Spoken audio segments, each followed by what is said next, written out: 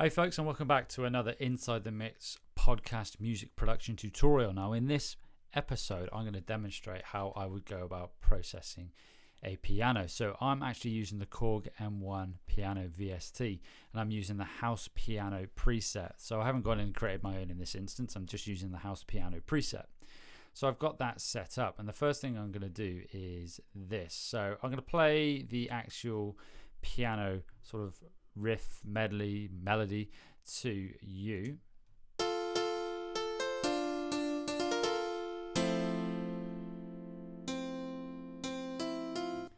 Okay, so that is it, unprocessed. And what I'm going to do is the first thing, I'm going to make it wider. And to do this, you can use any sort of stereo width based plugin, but I'm going to use the Ozone Imager. So I'm just going to load that up, and I'm going to use, there's a preset in here called Modern Width, and I'm just going to start off with that. And then I'm just going to add a bit of width to the upper mids and the highs. So this is with the imaging.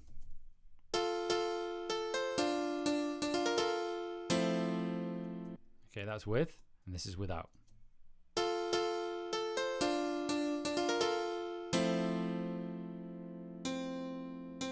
Okay, and again with.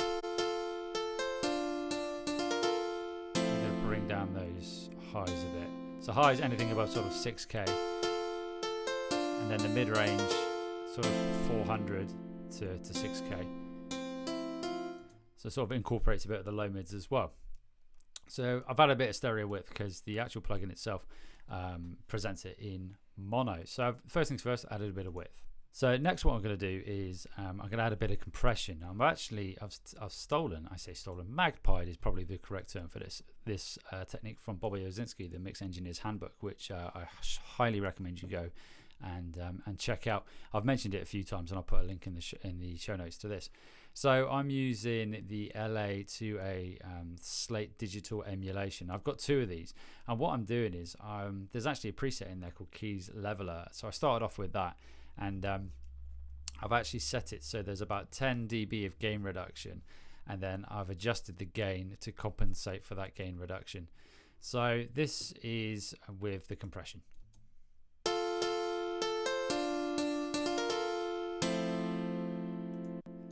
This is without.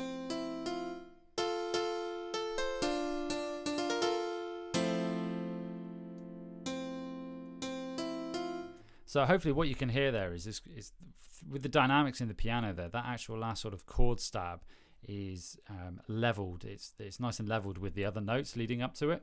So as again, what I've done there is I've used an LA2A emulation, and I haven't done it. What I wanted to do was keep the initial transient attack. So I didn't want to hammer down on that initial attack. So peak reduction set to about 50 with this LA2A emulation, and I'm aiming for 10 dB in terms of gain reduction, which is quite a lot. But what I've done is I've dialed it back in terms of the mix, so I've only got 60% of the actual LA2A coming through. So sort of parallel compression, if you like, and I've got two of those running one after the other, just so I can just get that nice level in there. And what I sometimes do is using the Slate Digital Mix Rack, I like to use the Revival plugin just to add a bit of shimmer at the end, and thickness. It's quite hard to discern, but this is with this shimmer in there as well, or rather the Revival. So I'm just going to add a bit more shimmer.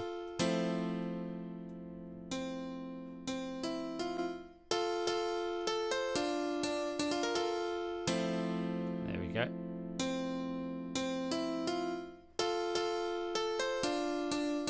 If I turn it off, hopefully you can hear that it loses that sort of sparkle at the top end.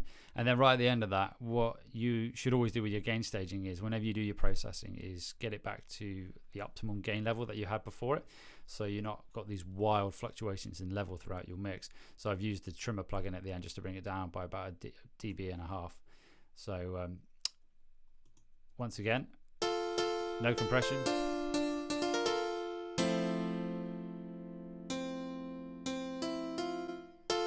With compression. Probably bring it down a bit. There we go.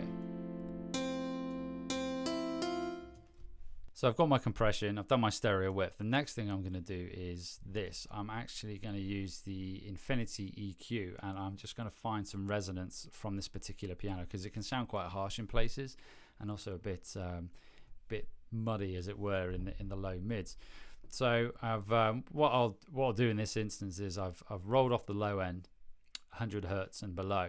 And then what I've done is I wanted just a bit of that 100 hertz, a little bump there, but only in the mono signal. So what I've used is the mid-side EQ, and I've set it to mid, and I've just a little bump around 1 dB around 100 hertz, just at that sort of filter cutoff.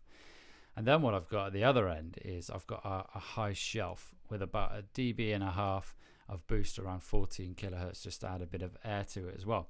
And then what I'll do is a lot of steps to this. I will use I'll sweep through using a band filter, trying to find those resonances that I want to get rid of. So I'm just going to play without the EQ.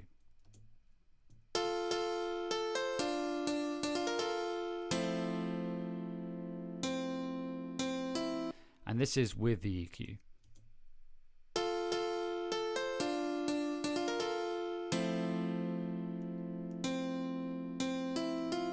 Okay, so the process here is basically you want to get sort of a narrow bell filter and just boost it. I've boosted it around 9 dB, and then just sweep through the frequency spectrum trying to find those resonances. So there's one there. So I'm just going to bring that down. That's at about 500 hertz. I'm not going to go through all of them, but there's another one here at sort of 6,000 hertz or 6 kilohertz. It's a bit brittle, so I'm just going to put a sort of a cut in there. And as I say, I'll go through that process and just sweep through and find those resonances that I want to get rid of. Rule of thumb here, if you're cutting, narrow. If you're boosting, have a nice wide Q. Just a bit of rule of thumb there. So next one I'm going to add is this. This is called the Soothe EQ, and this is great for just attenuating any high frequencies or resonances or sharpness that you want to get rid of. Now, I've only just found this Soothe plugin, and I've only just installed it, so I haven't had proper time to play around with it. So I'm using the piano enhancer preset, and the idea being it's just going to, once again, after the EQ, it's just going to really smooth out any resonances or peaks that I have. So this is without the Soothe EQ.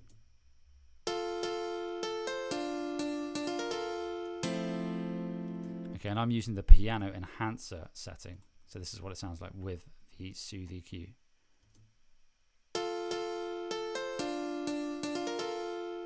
Dial it back a bit.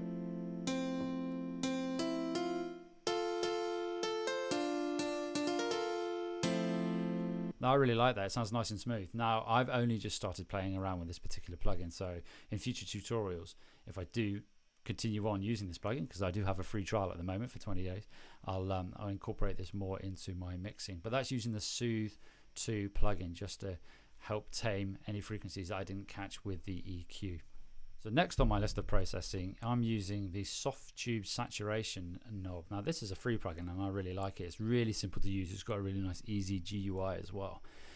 You've got keep low, neutral rather, or keep high, and I just want to add a bit of saturation to the high end. So this is without. Okay, now I'm going to dial in some saturation in the high end.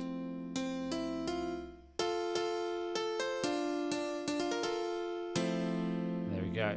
So just adding a bit of saturation and presence to those high frequencies.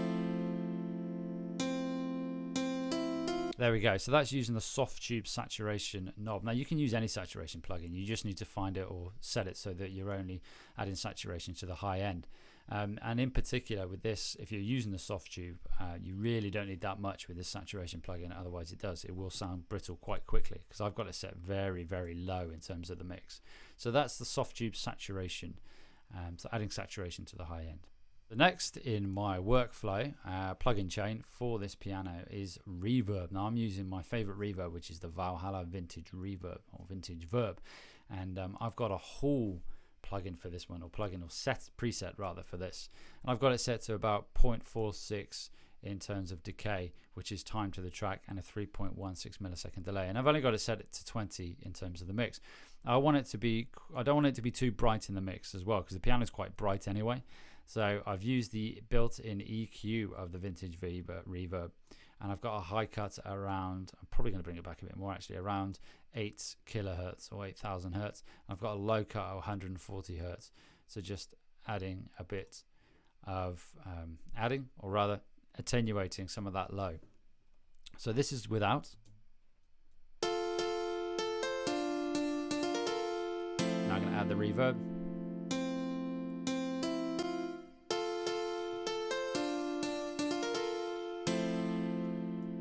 Bring it back a bit in terms of the mix. Might dial off some more of that high EQ as well, because it still sounds quite brittle.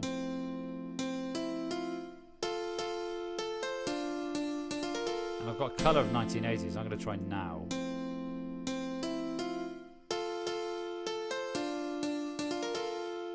Yeah, I think that sounds pretty good. So that's the reverb added. So once again, it's a relatively short decay, 0.46 time to the track, and a pre-delay 3.16, and then a mix around 20 hertz. Once again, with the actual EQ, if you want something to sound brighter in the mix, don't roll off so much of the high end. Allow more of the high end to come through. If you want something to sound darker in the mix, then roll back, use more of a high cut to attenuate those higher frequencies. So I didn't want it to sound too high, too present in the mix. So I've rolled it back to about 8,000 hertz, 8 kilohertz. But I wanted some of that low end, and that I wanted it to sound a bit darker. So I haven't attenuated as much of the low end as I usually would. So it's only about 140 hertz. So that's the vintage verb. So finally, in my plugin chain for this piano, I'm using the repeater delay plugin. Okay, it's called repeater. It's a vintage modeled delay, and I cycled through all the different delay presets in this one here, and I quite like the vintage tape slap back, but I've got it very low in the mix, very low indeed, because it's quite apparent when it's in there. And I've got the feedback. I'm just going to dial that up to about 20%. At the moment it was at 0. So this is without. And this is with.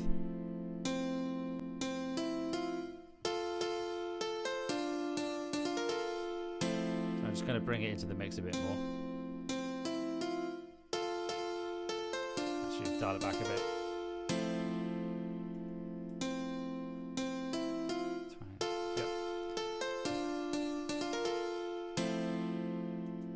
Okay, so that's with the addition now of delay. Delay adds more depth to it, I find, and with what I find with delays as well is less is more. I try not to. I get it so it's just apparent in a mix. Now, throughout this whole process, I've actually done all of this processing without the context of the mix, which is probably what I wouldn't advise to do.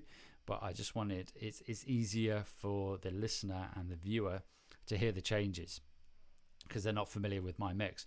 But when you go through this process, do all this in the context of the mix. And one thing to note with the repeater, probably with any delay plugin, when you start adding that delay and you're boosting it in your mix, you'll find that the output level might drop. So always be ready to compensate for that reduction in output level, as I've had to do with this particular one.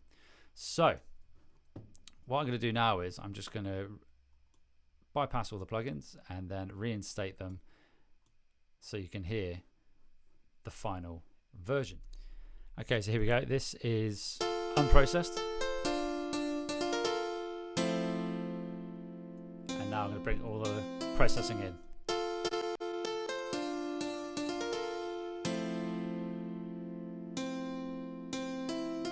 So hopefully you can hear that the piano sounds a lot more level. It's a lot more apparent. It's a lot richer. There's more depth to it as well. And once again, if you're doing this and you're going following these steps, do it in the context of the mix. So on the topic of context in the mix, this is what it sounds like with the rest of the track.